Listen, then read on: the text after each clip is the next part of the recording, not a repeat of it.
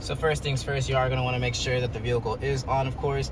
And on the left side, you have the home button, the menu functions, the audio functions, your map, seeker track to go ahead of songs, skip a song, go back to a song, your phone, and the full apps functions. Today, we are going to be messing with the audio function in the Toyota CHR today. Once you click that, you can see where the music's coming from, whether you're using AM radio, FM radio, Sirius XM radio, the USB port, or the Bluetooth audio function. You can see, you click the now playing button to see what music is playing at the time. You click song list, you'll be able to see what songs you have in queue. Once you go to the connect function, you can see all Bluetooth devices that have been connected to the vehicle or that are already connected to the vehicle as well.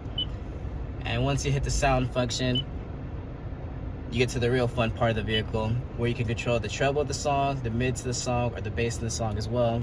If you click the fader or balance, you can prioritize where the audio comes from, whether you want it on the front side, the left side, the rear end of the vehicle, the right side of the vehicle, and as well as the automatic sound levelizer as well. If you have any quick questions over anything on the Toyota CHR, Don, just let me know and I'll be glad to help you out.